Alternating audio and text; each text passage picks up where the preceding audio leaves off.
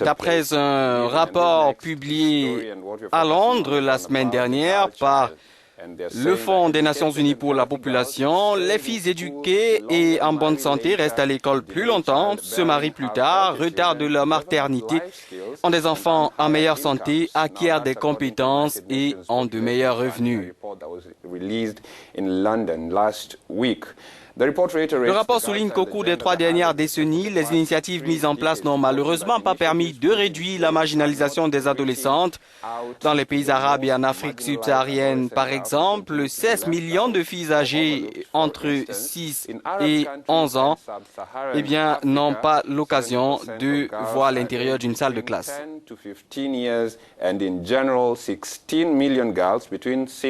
To 11 years will never see the doors of a classroom. Ce rapport tire ainsi la sonnette d'alarme. Les pays en développement ne pourront prospérer que s'ils améliorent les conditions des filles victimes face aux garçons, d'une injustice impardonnable en matière d'opportunités selon le Fonds des Nations Unies pour la population. Si elles ont moins de chances que les garçons d'achever leur scolarité, les filles courent le plus grand risque d'être victimes de mariages forcés, de mutilations génitales ou d'être concernées par le travail des enfants. Avec nous ce matin, Nelson Moufou, conseiller régional en communication du Fonds des Nations Unies pour la population. Vous êtes basé à Dakar, au Sénégal. Merci d'avoir accepté notre invitation. Monsieur Moufou, dites-nous quelles sont les principales conclusions de ce rapport.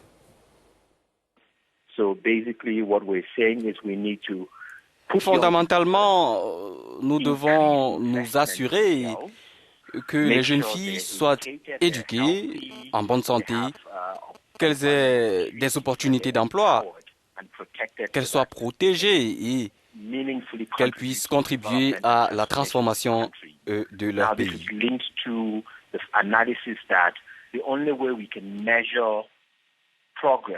La seule façon de mesurer les progrès et la réalisation des objectifs de développement durable adoptés en septembre de l'année dernière par l'ONU,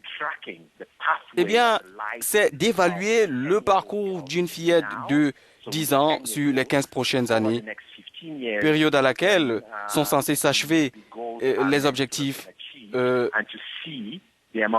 du millénaire pour le développement, pour apprécier les investissements effectués par les gouvernements dans l'amélioration des conditions de vie des filles et leur contribution à la transformation de leur pays. Nelson, un autre point qui est développé dans ce rapport, c'est le fait que les pays en développement peuvent s'enrichir, capitaliser en misant sur la protection et l'émancipation des jeunes filles. Expliquez-nous comment vous êtes arrivé à cette conclusion.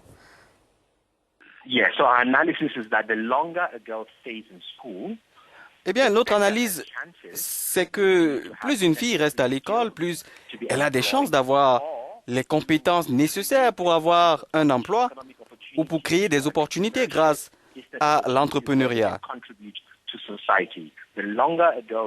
Plus une fille reste à l'école, moins tôt elle se marie et commence à avoir des enfants, ce qui réduit ainsi le nombre d'enfants qu'elle pourrait avoir et les complications liées au fait d'avoir un enfant quand son corps n'est pas encore prêt, quand elle n'a pas encore un corps de femme.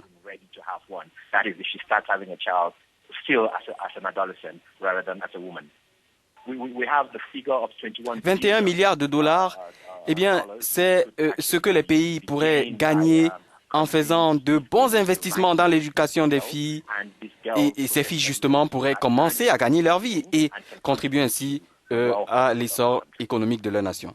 Nelson, il faut le dire, le problème et les différents défis rencontrés par certaines jeunes filles à travers le monde, comme le mariage forcé ou le travail illégal, n'est pas nouveau. Alors, pensez-vous qu'il reste encore beaucoup à faire sur la question ?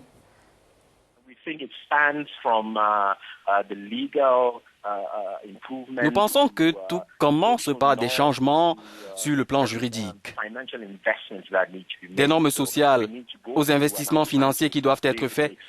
Nous devons passer par là. Et c'est ce que j'essayais d'expliquer.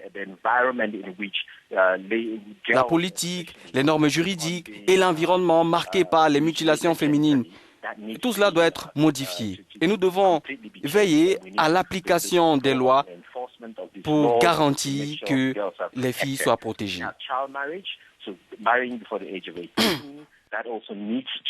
Le mariage avant l'âge de 18 ans doit également être revu. Nous avons les grossesses précoces, nous devons résoudre ce problème pour s'assurer que les filles commencent à avoir des enfants lorsque leur corps est capable de supporter les grossesses. Et lorsqu'elles sont capables de s'occuper des enfants qu'elles ont, après avoir été à l'école, bien sûr, et acquis des compétences. Nous devons nous assurer que des dispositifs financiers soient mis en place pour s'assurer que les filles puissent aller à l'école, que les interventions qui donnent la priorité à leurs études soient en place.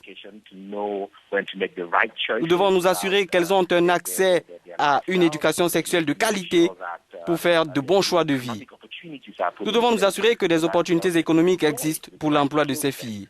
C'est donc en faisant tous ces différents investissements qu'on peut vraiment s'assurer que la petite fille africaine qui a 10 ans aujourd'hui pourra avoir une vie digne et contribuer ainsi à la transformation de son pays.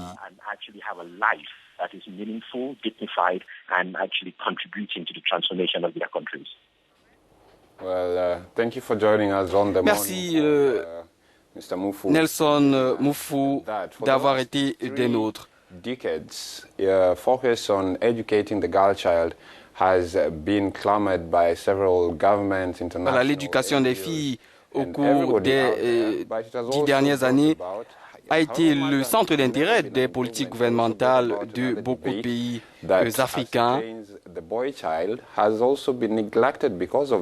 Mais tout de même, il reste beaucoup d'efforts à faire puisque il y a une véritable marginalisation de la jeune fille sur le